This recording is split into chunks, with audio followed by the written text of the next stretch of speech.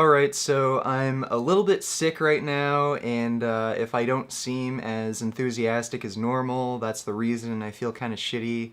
And I think my neighbors are working on building something in their backyard, so if you hear any sawing or cutting or banging, that's what's going on. I didn't really want to shoot today, but, I don't want to leave you guys with a few days without any videos, so I'm just going to try and get through this Q&A. Alright, so first question, what are your thoughts on soy products?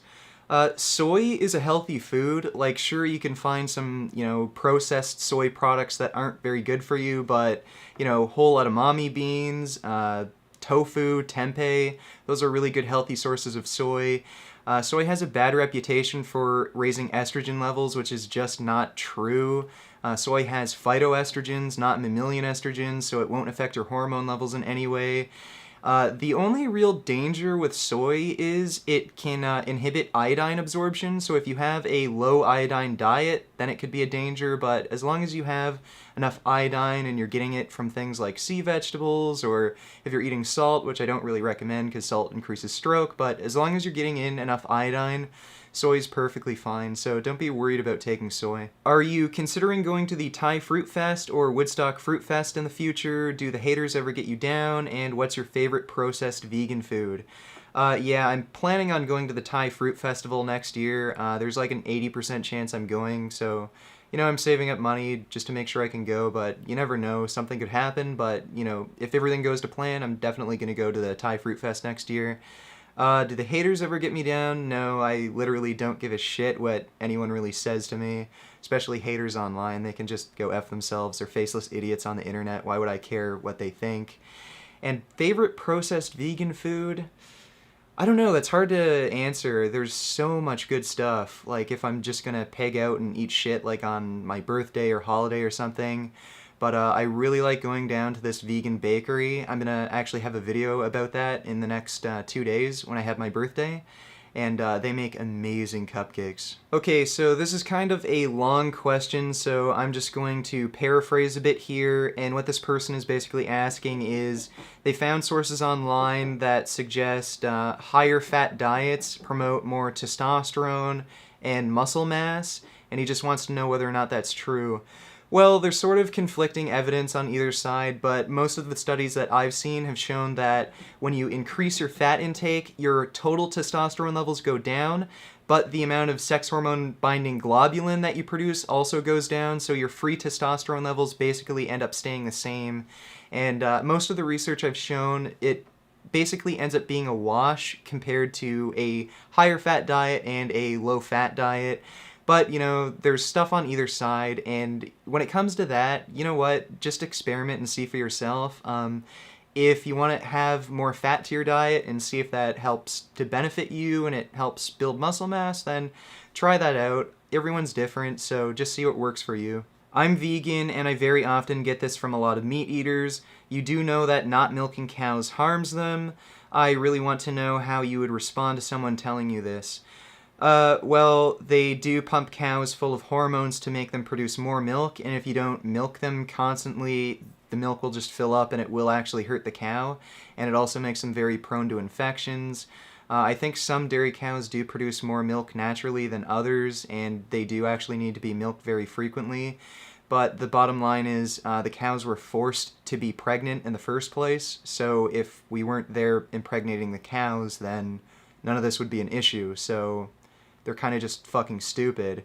And not to mention the entire dairy industry is just incredibly cruel and fucked up.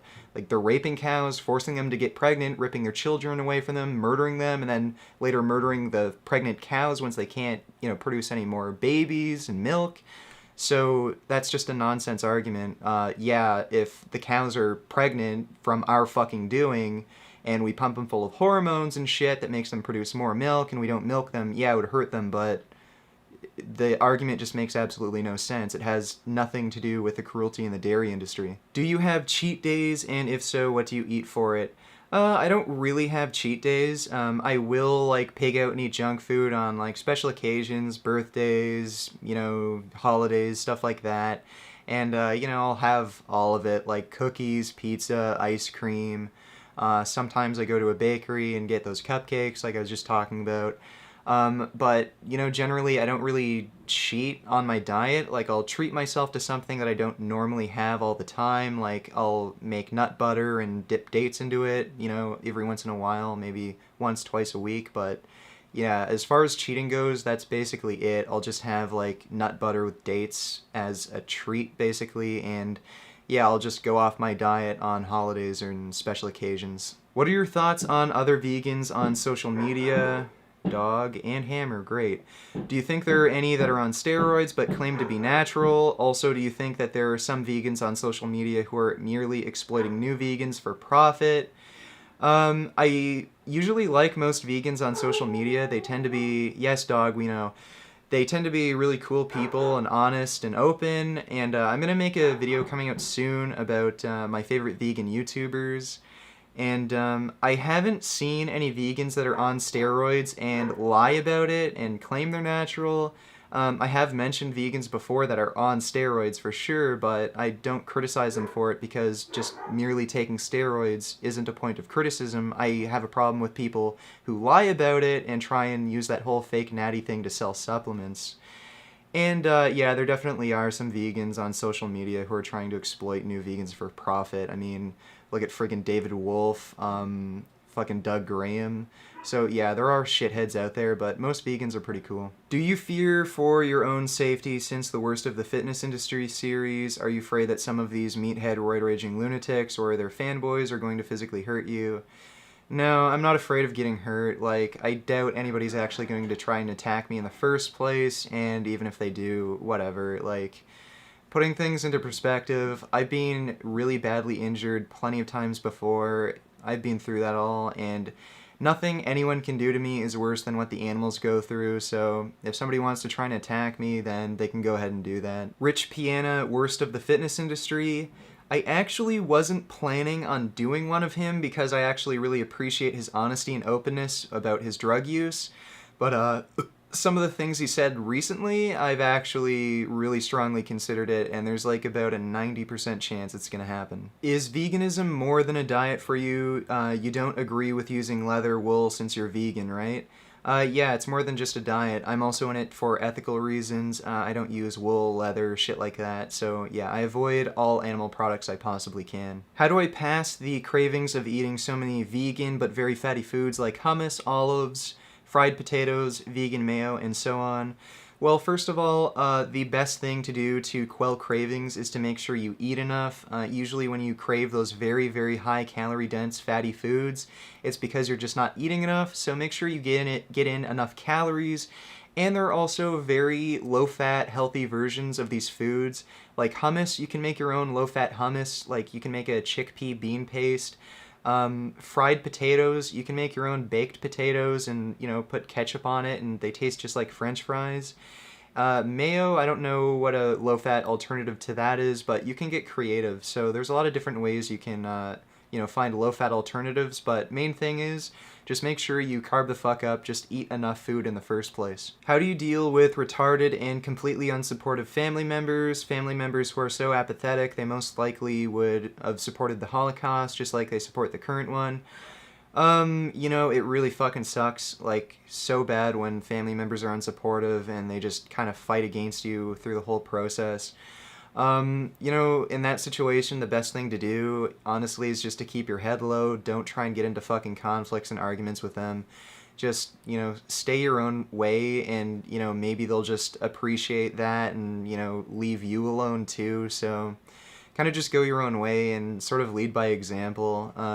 Maybe if they see you improving your health and all that, they'll kind of get interested too. So just, stay your own path, don't try and bother them, and then hopefully they won't try and bother you. Have you ever felt like going back to a non-vegan diet? No, never, like not even once. Maybe for the first week I went vegan, I felt kind of weird and weak a bit, but after that first week, there was just that little hump, and I've just never felt better, so I have no intention of ever going back to eating meat, and I don't have any cravings for meat either. Veganism just makes me feel amazing, the food tastes great, and the ethics. Like, I just couldn't go back to contributing to all that harm again. This is another long question, but I'm just going to paraphrase. This person wants to know whether a vegan diet can help cure inflammatory bowel diseases like Crohn's and ulcerative colitis. And he also says eating the non-vegan or semi-vegan foods like probiotics and omega-3s and a high-protein diet have been useful in restoring his immune system and restoring his digestive regularity. Okay, well, first of all, yes, veganism absolutely does help reverse these inflammatory bowel diseases. It's been found that the high methionine content in meat is really responsible for these inflammatory bowel diseases. Also, it has no fiber, so that again contributes to these diseases. Probiotics are actually vegan. As long as you aren't eating like yogurt, then it's a vegan product. There's plenty of vegan probiotic supplements out there that I do recommend people take if they're having digestive problems. And omega-3s, you can take an algae-based DHA supplement, and you know those are fine. They're better than fish oil supplements because they don't have all those contaminants. And high protein diet, well, you can eat beans, which actually help to prevent inflammatory bowel diseases. If you're taking things like whey protein, that's probably going to make things worse for you. So if you want to eat high protein foods and you find that kind of helps, then stick to beans. Could you still have all this muscle on a fully raw vegan diet? Yeah, you could. I've seen some guys on raw vegan diets who are pretty damn jacked and muscular, and they might even be bigger than me. But the problem is, raw vegan diets tend to be low in calorie density, and it can be very difficult to get in enough calories, so for that, it's not really ideal for building muscle. You do want to eat some things like rice, beans, barley, some starchy foods to have that calorie density so that you can help build more muscle. And I don't recommend raw vegan diets in general. There's very few studies supporting them, and the only research out there really shows that they're not very good to sustain long term. They can have nutritional deficiencies and stuff like that. I'm actually going to make a video about raw veganism in the future, but yeah, I generally don't recommend raw vegan diets, but you know, if you're on one, you definitely can still build muscle. You just have to focus on getting in plenty of calories, and also make sure you eat tons of green vegetables. A lot of these raw vegan diets don't emphasize green vegetables enough, so as long as you're getting in your greens and enough calories, you should be able to build muscle on a raw vegan diet. Pray to Satan, pray to Satan, pray to Satan.